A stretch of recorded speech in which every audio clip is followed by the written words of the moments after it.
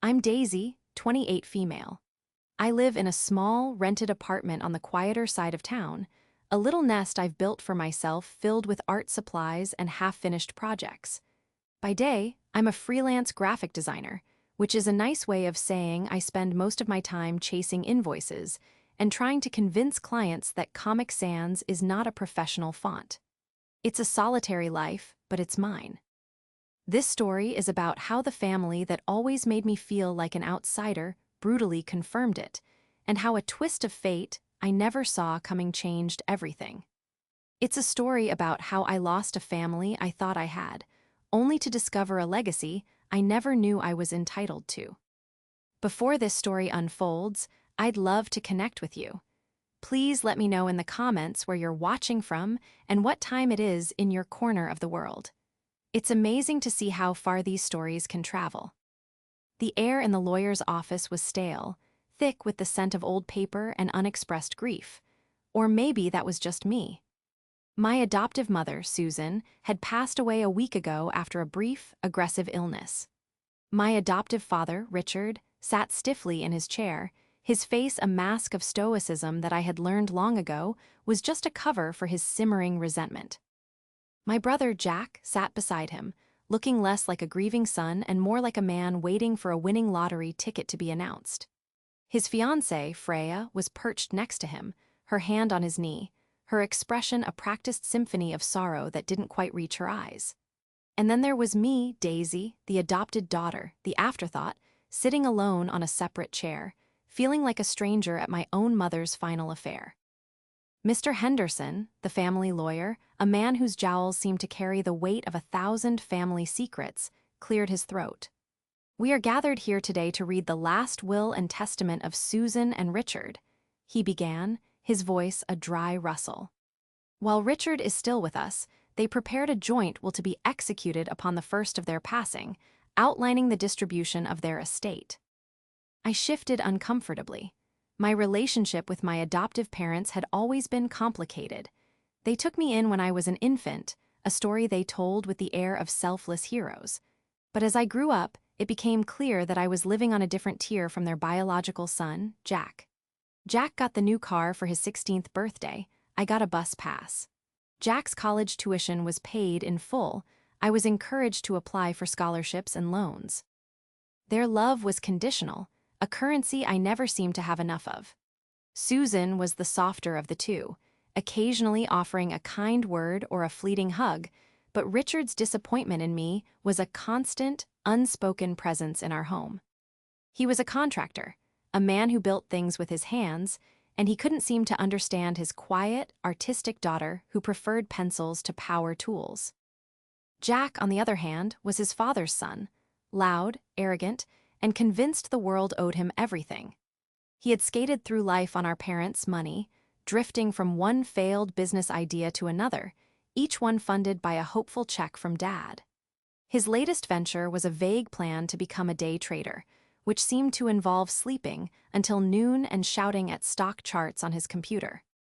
Freya, a woman who seemed to be surgically attached to her phone, was his biggest cheerleader, documenting their supposedly lavish lifestyle for her handful of social media followers. Mr. Henderson adjusted his glasses and began to read from the document. He went through the usual legal jargon, the formal declarations, and the bequeathing of small, sentimental items. A jewelry box for a cousin, a set of old tools for a neighbor. My heart, against my better judgment, held a flicker of hope. Maybe Mom had left me something, a small token to say that I had mattered, that our quiet moments together, the ones where she'd watch me draw or ask about my day, were real. "And now," Mr. Henderson said, his tone shifting, "we come to the primary assets of the estate. This includes the family home, all financial accounts, investment portfolios, and the ownership of Richard's contracting company, valued in total at approximately $1.5 million. Jack sat up straighter, a greedy glint in his eyes. Freya squeezed his knee, her own mask of grief slipping to reveal a flash of avarice. Richard stared straight ahead, his expression unchanging.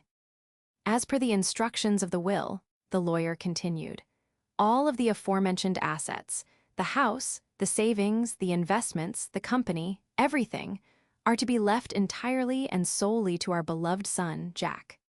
The words hung in the air, cold and sharp. Everything, to Jack. I felt the blood drain from my face. It wasn't the money. I had never expected a fortune. It was the absolute, final declaration of my worth in their eyes. Nothing. I was nothing. A lifetime of trying, of hoping, of desperately seeking their approval, all culminating in this single, brutal sentence. Jack couldn't contain a smug smile. He glanced at me, a flicker of triumph in his eyes, before schooling his features back into a somber mask for the lawyer's benefit. Freya was less subtle, her perfectly glossed lips curling into a triumphant smirk. My father, Richard, remained silent, his silence a deafening confirmation of his agreement. Mr. Henderson looked up from the paper, his gaze briefly meeting mine with something that looked like pity. It made my stomach turn. "Daisy," he said, his voice softer now. "Susan and Richard did not wish for you to be left out entirely. They have made a special provision for you." He reached for a separate envelope on his desk. For a ridiculous, fleeting moment, that little flicker of hope returned. Maybe this was it, a letter, a personal memento, something that held more meaning than money. He opened the envelope and pulled out a single check. He slid it across the polished mahogany desk towards me. I looked down at it. My name was written on the line, and below it, the amount. $500. It wasn't a token of affection. It was an insult. It was the price of my entire existence in their lives, a final, petty transaction to settle the account. $500 for 28 years of my life. It was the kind of money they would have given Jack for a weekend trip without a second thought. The sheer cruelty of it stole my breath. It was a calculated statement, designed to put me in my place, to remind me that I was less than an outsider, a charity case they had finally closed the books on. I stared at the check, the ink blurring through the hot tears welling in my eyes. I wouldn't cry. I would not give them the satisfaction. I lifted my chin and looked from the check to my father. He finally turned his head to look at me, his eyes cold and hard. There was no apology there, no regret, only a grim finality. This was his will too. This was what he wanted. He was confirming, in the harshest way possible, what I had secretly known my entire life. I was not his daughter. Not in any way that truly mattered. The silence in the room stretched on, heavy and suffocating, broken only by the quiet, triumphant breathing of my brother. The walk out of the lawyer's office was a blur. I didn't take the check. I left it sitting on the polished desk, a flimsy piece of paper that represented the entirety of my adoptive family's love for me. The $500 felt dirtier than any insult. It was a dismissal, a final pat on the head for the stray dog they had taken in but never truly welcomed into their home. My father, Richard, brushed past me in the hallway without a word, his shoulder bumping mine. He didn't look back. Jack and Freya, however, were not going to let the moment pass without a final twist of the knife. They caught up to me just as I was stepping out into the jarringly bright afternoon sun. "Hey, Daisy," Jack called out, his voice dripping with false concern. "You forgot your inheritance." He was holding the check between his thumb and forefinger as if it were a dirty tissue. I kept walking. "Keep it," I said, my voice tight. "You obviously need it more than I do." Freya let out a high-pitched, theatrical giggle. "Oh, sweetie, don't be bitter. It's not a good look." She looped her arm through Jack's, pressing herself against him. "We were just so worried about you. We know how much you were counting on this." I stopped and turned to face them. The raw pain inside me was starting to curdle into a cold, hard anger. Counting on what, Freya? A lifetime of being treated like a second-class citizen? I never expected a dime from them, but I didn't expect them to spit in my face, either. Jack's facade of concern dropped, replaced by the familiar, sneering arrogance I'd known my whole life. "Oh, come on. What did you really expect? You're not their real kid. You were a project. Mom's little charity case." Each word was a physical blow. Charity case. The phrase echoed the feelings I had tried to suppress for years. The feeling of being an outsider, a guest in my own home, someone whose presence was tolerated but never truly celebrated. I had overheard whispers at family gatherings, seen the pitying looks from distant relatives. I knew my place, but hearing it stated so bluntly by my own brother was a different kind of pain.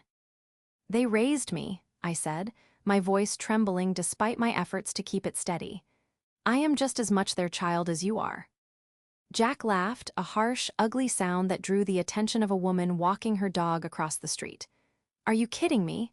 They raised you, sure, but they had me. Blood, that's what matters. You think a piece of paper from a courthouse makes you family?" He took a step closer, his eyes glinting with malice. He was enjoying this, feeding off my pain. "Mom and Dad did their duty. They fed you, clothed you, put a roof over your head. But an inheritance, that's for family, for their legacy, for their actual son." Freya chimed in, her voice like nails on a chalkboard. "He's right, you know, an inheritance is for blood relatives. Adopted kids don't deserve a dime, it's just not how it works. You should be grateful for what you got." Grateful? The word hung in the air between us, obscene and suffocating. Grateful for the scraps they threw my way, grateful for the constant, subtle reminders that I was an outsider, grateful for this final, public humiliation. The anger inside me finally boiled over, hot and cleansing. "Grateful for what?" I shot back, my voice rising. "For a father who never once told me he was proud of me, for a mother who was too afraid to stand up for me, for a brother who has done nothing but take and take his entire life. You think you're entitled to everything just because you share their DNA? That doesn't make you a son, Jack. It just makes you a parasite." Jack's face turned a blotchy red. He was used to being worshipped, not challenged. "You watch your mouth." "No," I said, taking a step toward him, my voice dropping to a low, intense whisper. "You listen, you can have the money. You can have the house I grew up in, the house where I was never allowed to feel truly at home. You can have all of it, because I finally understand. You were right about one thing." He looked confused, his anger momentarily replaced by surprise. "We're not family," I said, the words feeling both like a death sentence and a liberation. "I'm not your sister, and you are certainly not my brother." I looked from his furious face to Freya's smug one. "Enjoy the money, I'm sure it will make you both very happy." I turned my back on them, the finality of the moment settling over me. This was it. The end of a chapter I had been trying to force into a happy story for 28 years. The illusion was shattered. There was nothing left to fight for, nothing left to prove. As I walked away, Jack shouted after me, his voice filled with a venom that was meant to be the final blow. "Face it, Daisy, you're not even real family. You're just some orphan mom picked up. You have no one." His words followed me down the street, but for the first time they didn't sting as much as he wanted them to. He thought he was delivering a final, crushing verdict on my life. He thought he was leaving me with nothing. But as I walked away from him, from them, from that entire life of being less than, I didn't feel empty. I felt a strange, terrifying, and exhilarating sense of freedom. He was right. I had no one. The family I thought I had was a mirage. The slate had been wiped clean. And as I turned the corner, leaving the sounds of their laughter behind, I realized that for the first time in my life, I was completely and utterly on my own. And maybe, just maybe, that was a better inheritance than any amount of money. I had myself, and for the first time, that felt like it might be enough. The week following the will reading was a hollowed-out gray existence. I went through the motions of my life, answering client emails, tweaking logo designs, eating takeout food straight from the container, but none of it felt real. It was as if I were watching a movie of my own life, disconnected from the character on the screen. The anger had subsided, leaving behind a deep, profound ache.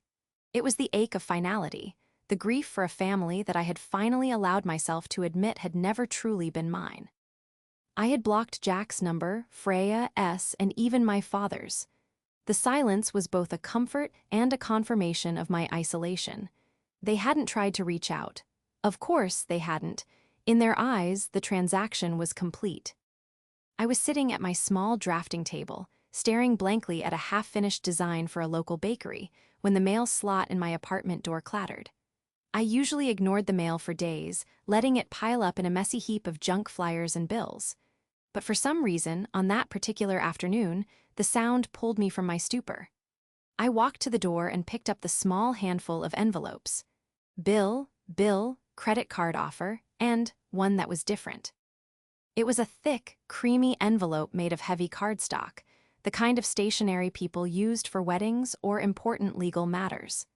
My name and address were handwritten on the front in elegant, looping cursive. There was no return address, only a postmark from a city a few states away that I didn't recognize. My curiosity piqued, I slid it open with my thumb. Inside was a single, folded sheet of the same expensive paper. At the top was the embossed letterhead of a law firm, Finch, Covington, and Wright. The name meant nothing to me. The letter was addressed to me, formally, as Ms. Daisy. I began to read, my eyes scanning the dense, legalistic text. "Dear Ms. Daisy," it began, "my name is Alastair Finch, and I am a senior partner at the law firm of Finch, Covington, and Wright. I am writing to you today as the executor of the estate of the late Millionaire and Thomas Vance." Vance, the name didn't ring a bell. I assumed it was a mistake, some kind of legal mix-up. Maybe they were looking for another Daisy. I almost tossed the letter aside, but a strange premonition, a gut feeling that I couldn't explain, made me keep reading. "It has taken our firm a considerable amount of time and resources to locate you," the letter continued. "As you may or may not be aware, Millionaire and Thomas Vance were your biological parents." I stopped breathing. The words on the page seemed to warp and shimmer, biological parents. It felt like a punch to the gut, knocking the wind out of me. My adoption was not a secret, but it was a closed one. My adoptive parents, Richard and Susan, had always been vague about the details. "Your mother was very young," Susan had told me once, her voice laced with a subtle judgment. "She couldn't take care of you. We were the best choice for you." They made it sound as if they had rescued me from a terrible fate, a narrative that painted my biological parents as irresponsible and uncaring. I had never tried to find them. A part of me was afraid of what I would discover, and another part felt a misplaced sense of loyalty to the only family I had ever known. A loyalty, I now knew, that had been a one-way street. My hands trembled as I continued to read. "I regret to inform you that both Millionaire and Thomas passed away in a car accident 6 months ago. It was a tragedy that cut short 2 brilliant lives. They had been searching for you for the past decade, ever since the laws regarding sealed adoption records were changed in this state. Unfortunately, they were unable to find you before their untimely passing." A wave of grief, sharp and unexpected, washed over me. Grief for 2 people I had never known, 2 faces I couldn't even picture. They had been looking for me, for 10 years. The thought was a small, warm ember in the cold emptiness of my chest. All this time I had thought I was a forgotten secret, a chapter someone had closed and never looked back on. But they had been searching. They had wanted me. The letter went on. Millionaire and Thomas were successful entrepreneurs. They built a formidable tech company from the ground up and managed their finances with great prudence. In their will, which they updated annually, you, their only child, were named as their sole heir. My eyes jumped to the next paragraph, the one that seemed to defy all logic, all reality. "As the sole beneficiary of their estate, I am writing to inform you that you are set to inherit their entire fortune. After all taxes and legal fees have been settled, the total value of the inheritance is estimated to be just over $3 million. $3 million. I read the sentence again, and again, it didn't make sense. The number was abstract, astronomical. It was a typo. It had to be. People like me didn't just inherit fortunes out of the blue. My life was small, contained, a constant struggle to make rent and pay my bills. $3 million was a fantasy, a number from a movie, not from a letter addressed to me, Daisy, the girl who had just been deemed unworthy of anything more than $500. The letter concluded with a request for me to contact Mr. Finch at my earliest convenience to begin the legal process of transferring the assets. His phone number and email address were listed at the bottom. I sank onto my sofa, the letter clutched in my hand. My mind was reeling, a chaotic storm of shock, grief, and a bewildering, disorienting sense of hope. For 28 years, I had believed one story about my life, that I was an unwanted child, a burden graciously taken on by a family who always saw me as less than their own. In the space of a single afternoon, that story had been ripped to shreds. Not only had I been wanted, I had been searched for. Not only had I been loved, but I had been left a legacy, a future I couldn't have imagined in my wildest dreams. I thought of Jack's sneering face, his cruel words echoing in my mind. "You have no one," he had shouted. He was wrong. I had parents. I had a mother and a father who had wanted me, who had looked for me, and who, in their final act, had given me everything they had. The irony was so thick, so potent, it was almost suffocating. The family that had discarded me for not being real had left me with an insult. And the family I never knew, my real family, had left me a future. I picked up my phone, my fingers fumbling as I dialed the number for Mr. Alastair Finch. A calm, professional voice answered on the second ring. "Finch, Covington and Wright, this is Alastair speaking." "My name is Daisy," I said, my voice barely a whisper. "I believe you sent me a letter." The phone call with Alastair Finch felt like a dream. His voice was calm, kind, and professional, a steady anchor in the swirling chaos of my emotions. He patiently answered my stammering questions, his tone never once betraying any doubt or impatience.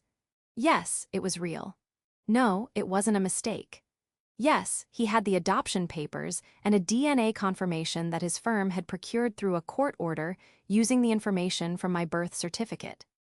He had been trying to find me for months, but my adoptive parents had been uncooperative, claiming they had no information on my whereabouts, a lie that now felt both petty and malicious. It was only through a private investigator that they had finally tracked me down to my small apartment. "Your parents, Eleanor and Thomas, they never stopped thinking about you," Alastair said gently. "Eleanor kept a box of things for you. Letters, photographs, she wrote to you every year on your birthday. It's all here, waiting for you." His words cracked open something inside me. Letters. For 28 years, a mother I never knew had been writing me letters. The thought was both beautiful and heartbreaking. Alastair arranged for me to fly out to his city the following week. He handled everything: the first-class plane ticket, the reservation at a luxurious hotel, the car service that picked me up from the airport. Every step of the journey felt surreal, as if I had slipped into someone else's life. The city was a bustling, vibrant metropolis, a stark contrast to my quiet little town.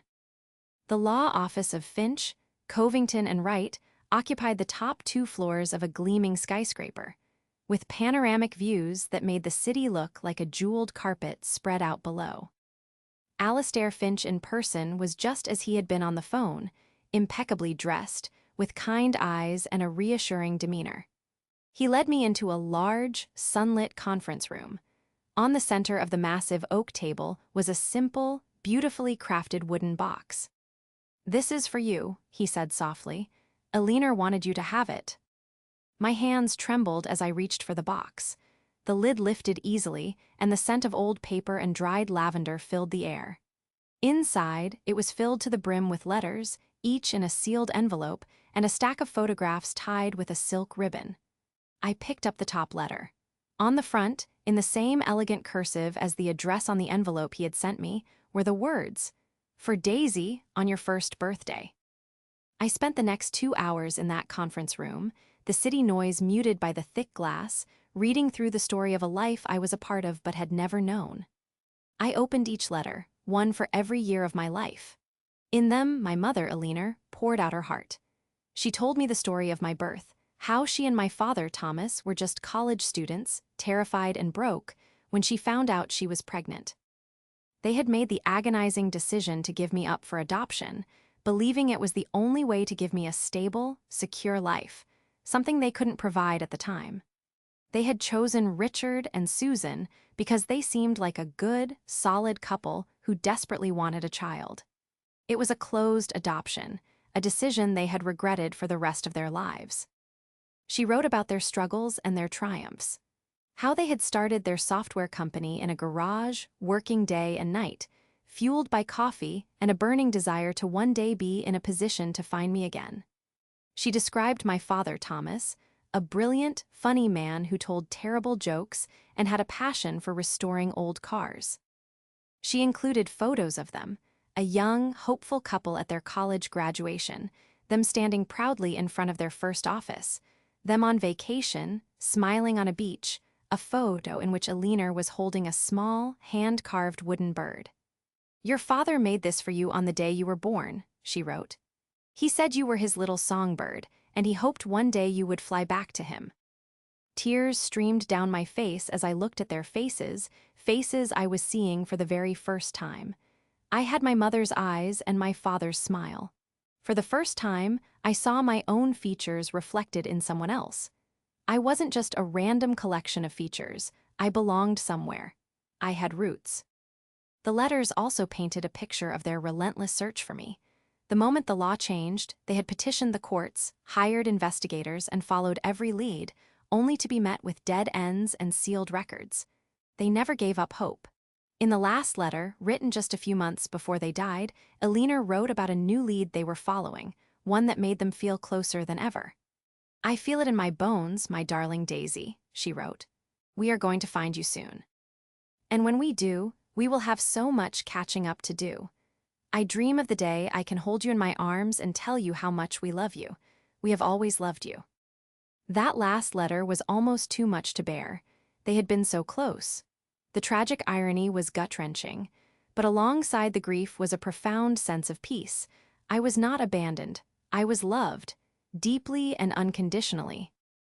After I had finished the letters, Alistair walked me through the details of the inheritance. It was more than just the money. It included their beautiful, modern house on the coast, a portfolio of stocks and bonds, and a controlling interest in their tech company, which was now a thriving, successful enterprise. E. Thomas and Eleanor had set up a trust, managed by a team of professionals, to oversee the company, but the profits and the ownership were now mine. It was an empire, a legacy built on love and the hope of one day finding their daughter. I spent the rest of the week in a daze, signing papers, meeting with financial advisors, and visiting the house my parents had built. It was a stunning piece of architecture, all glass and warm wood, overlooking the ocean. Inside, it was filled with books and art and light. It didn't feel like a stranger's house. It felt like a home I was meant to find. In what would have been my bedroom, there was a bookshelf filled with all the classic children's books. They had prepared a room for me, always hoping I would one day come home. By the time I flew back to my small town, I was a different person. The hollowed-out, grieving woman who had left a week ago was gone. In her place was a woman who knew who she was and where she came from. I had a past, a history, a family that had loved me fiercely, even from afar. And I had a future, one that was now wide open, filled with possibilities I had never dared to imagine. I was no longer Daisy, the adopted afterthought. I was Daisy Vance, the beloved daughter of Eleanor and Thomas Vance. And I was about to build a new life on the foundation of their love. Returning to my cramped apartment after a week of living in a world of luxury and profound discovery was a jarring experience. The place that had once been my sanctuary now felt like a cage, a constant reminder of a life defined by scarcity and the need to make myself small. The half-finished logo on my computer screen seemed trivial, the stack of bills on my counter an insult. I looked around at the life I had so carefully constructed, and I realized it no longer fit the person I had become. The first thing I did was quit my freelance jobs. I wrote polite, professional emails to my clients, referring them to other designers I knew. It was liberating. For the first time in my adult life, I wasn't worried about where my next paycheck was coming from. The immense weight of financial insecurity, a burden I had carried for so long I had forgotten what it felt like to be without it, was simply gone. My next call was to a real estate agent. I put my affairs in order with a speed and decisiveness that surprised even myself. I sold most of my furniture, packed up my art supplies and the few personal belongings that truly mattered, and most importantly, the wooden box filled with my mother's letters and my parents' photos. Within a month, I had left my old town behind for good. I didn't say goodbye to Richard, Jack, or Freya. There was nothing left to say. Our chapter was closed. I moved into my parents' house on the coast. The first few weeks were strange. I would wander through the spacious, light-filled rooms, feeling like an intruder. I would run my hands over the smooth, cool granite of the kitchen countertops and gaze out at the endless expanse of the ocean through the floor-to-ceiling windows, half expecting someone to tap me on the shoulder and tell me I didn't belong here. But slowly, room by room, I began to make it my own. I set up a new art studio in a spare room with a perfect ocean view, the kind of creative space I had only ever dreamed of. I filled the bookshelves with my own favorite novels alongside the ones my parents had left. I hung my own art on the walls. With the guidance of Alastair Finch and the team of financial advisors my parents had put in place, I began to understand the scope of my new reality. I wasn't just wealthy, I was in charge of a legacy. I started sitting in on board meetings for Vance Technologies, my parents' company. At first, I was intimidated. The world of corporate finance and software development was completely foreign to me. But I listened, I learned, and I asked questions. The board members, who had been fiercely loyal to Alina and Thomas, were patient and supportive. They told me stories about my parents, about their vision, their work ethic, their kindness as leaders. Through them, I got to know my parents not just as the people who had written me letters, but as respected innovators and beloved employers. I found a new purpose. Vance Technologies had a philanthropic arm, the Vance Foundation, which my parents had established to support arts education and provide scholarships for underprivileged students. I threw myself into the foundation's work. I met with educators, visited community centers, and read through applications from talented young people who just needed a chance, just like I had. I saw my parents' spirit in the foundation's mission, to build a better future and to give others the opportunities they had fought so hard to create for themselves. For the first time, my work didn't feel like a job. It felt like a calling. It was a way to honor the parents I never got to meet, to continue their legacy of generosity and hope. My life transformed. I made new friends, people who knew me as Daisy Vance, not as the quiet, adopted girl from a family that didn't want her. I started taking sailing lessons, something my father had loved to do. I traveled, seeing parts of the world I had only ever read about in books, but my greatest joy was found in the quiet moments at home. I would sit on the deck overlooking the ocean, reading my mother's letters again and again, feeling her presence in the gentle sea breeze and the warmth of the sun on my face. One day, while exploring a closet in my father's old office, I found a box of his old woodworking tools and several pieces of unfinished, hand-carved birds. Tucked in the corner was the one he had made for me, the little songbird from my mother's letter. I picked it up, the wood smooth and warm in my hand. Holding it, I felt an overwhelming connection to the father I had never known. That evening, I went online and signed up for a woodworking class at a local community college. My new life wasn't just about the money or the luxury. It was about healing. It was about discovering who I was, separate from the narrative that had been forced upon me for so long. The pain of my past with my adoptive family began to fade, replaced by a deep, abiding gratitude for my biological parents. They had given me more than just an inheritance. They had given me a sense of self, a history, and a future filled with purpose. The emptiness inside me, the hole that had been carved out by years of feeling unwanted, was finally starting to fill. I was no longer an orphan adrift in the world. I was home. About a year after I had moved, I decided to host a large fundraising gala for the Vance Foundation at my home. It felt like the right thing to do, a way to publicly step into my new role and honor my parents' legacy. The event was a huge success. The house was filled with music, laughter, and people who were passionate about making a difference in the world. For the first time, I felt like the lady of the house, a confident and capable woman carrying on her family's work. I gave a speech that night, telling the story of my parents' vision and my own commitment to seeing it through. I didn't mention my personal history, but I spoke with a passion and conviction that came from a place of deep, personal gratitude. A few days after the gala, an article about the event was published in a prominent business journal. It featured a picture of me, smiling and poised, and detailed the millions of dollars we had raised for the foundation. It also, to my surprise, briefly mentioned the story of the long-lost daughter of the famed tech entrepreneurs Millionaire and Thomas Vance inheriting their estate. I had no idea it would garner that kind of attention, but the story was apparently too good for the journalist to pass up. I didn't think much of it until a week later, when my head of security, a kind but imposing man named David, requested a meeting with me. "Ma'am," he said, his expression grim, "we've had some uninvited visitors at the front gate for the past 2 days." My heart skipped a beat. Who? "A man and a woman in their early 30s and an older couple," he said, sliding a tablet across the desk to me. He had pulled up the security camera footage from the main gate. The image was crystal clear, and it made the blood in my veins turn to ice. There they were, Jack and Freya, and behind them, looking older and more haggard than I had ever seen them, were Richard and not Susan. Richard, my adoptive father. They were standing just outside the imposing iron gates of my estate, staring up the long, winding driveway toward the house they couldn't see. Jack was gesturing wildly, his face red and contorted with anger. Richard just stood there, his shoulders slumped, looking small and defeated. "They've been trying to get in," David explained, "claiming they're your family. The guards have told them repeatedly that you are not accepting visitors, but they won't leave. They've been shouting your name."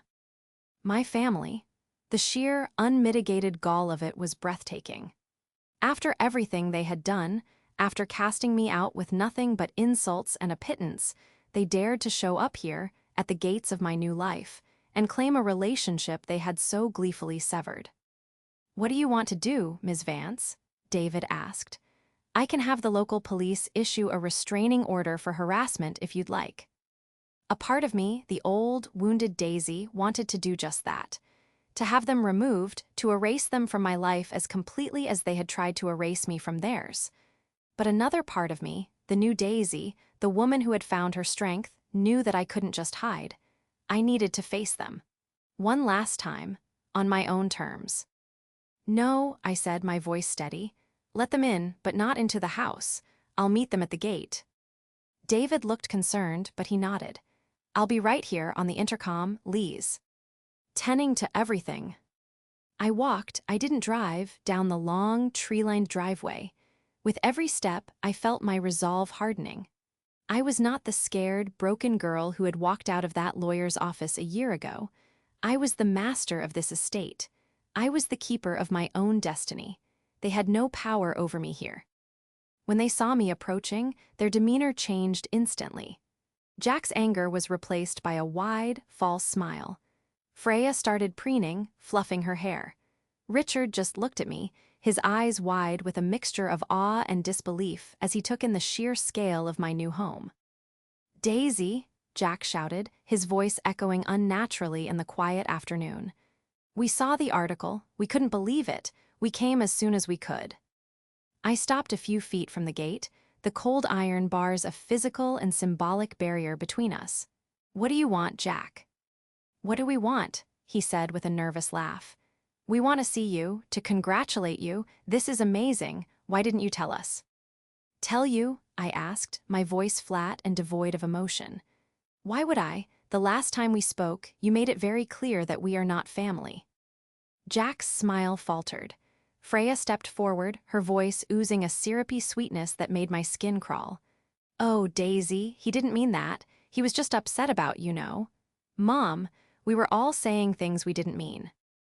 "No," I said, my gaze unwavering. "I think for the first time in our lives, we were all saying exactly what we meant. You said adopted kids don't deserve a dime. Jack said I wasn't real family. And my father," I turned my eyes to Richard, who flinched, he agreed. Richard finally spoke, his voice raspy. "Daisy, we saw the article. $3 million, it said you inherited $3 million. And there it was, the real reason they were here. It was never about me. It was only ever about the money." "That's right," I said. "The parents you told me didn't want me, they left me everything. They searched for me for years, They loved me. Funny how that works, isn't it? Jack grabbed the bars of the gate, his knuckles turning white. His mask of friendliness had vanished, replaced by a raw, desperate greed. Daisy, you have to help us. Things have been tough. The money from Mom is almost gone. The business, it didn't work out. We're about to lose the house. So that was it.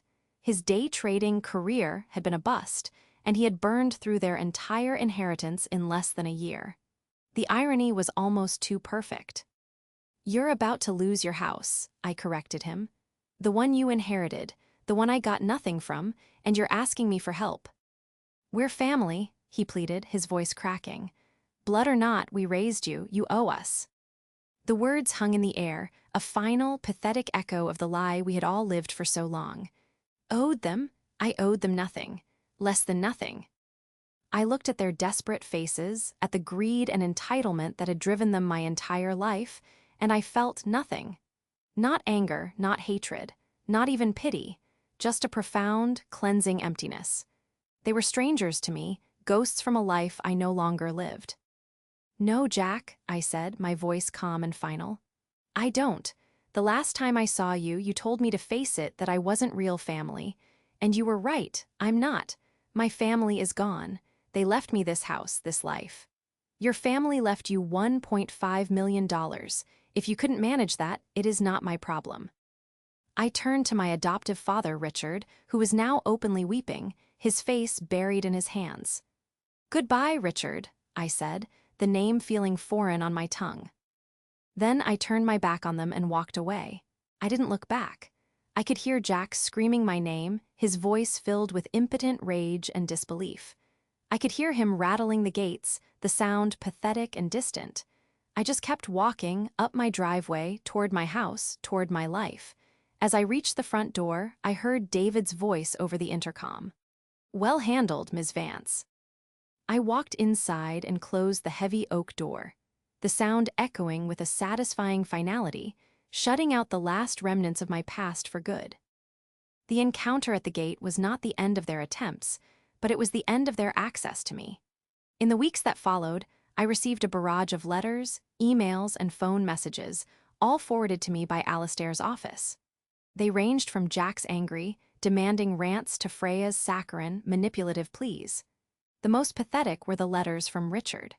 They were rambling, incoherent messages filled with self-pity and a belated, hollow-sounding regret. He wrote about how much he missed Susan, how hard life was, and how he had always thought of me as a daughter. I read them all, not out of any sense of obligation, but as a final confirmation that I had made the right decision. Not once did they apologize for the pain they had caused me. They only expressed regret for their own sake, circumstances, and their own loss of a potential financial lifeline. They weren't sorry for what they did. They were sorry they got caught, sorry that I had ended up with a fortune they felt entitled to. After consulting with Alistair, I had a formal cease and desist letter sent to them by his firm. The communication stopped after that. I learned through a discreet inquiry by Alistair's investigator that they did, in fact, lose the house. Jack and Freya moved into a small, rented apartment, and Richard, with nowhere else to go, moved in with them. The dynamics of that household were something I could only imagine, and I felt no desire to dwell on it. Their story was no longer my concern. My life, meanwhile, continued to blossom. I took to my role at the Vance Foundation with a passion that surprised everyone, including myself. We launched new initiatives, funding art programs in inner-city schools and providing scholarships that changed the lives of dozens of students. I found that I had a natural talent for it, a combination of my mother's business acumen and my father's quiet generosity, traits I was only just discovering in myself. I also started my woodworking classes. The methodical, patient process of shaping a rough piece of wood into something beautiful was therapeutic.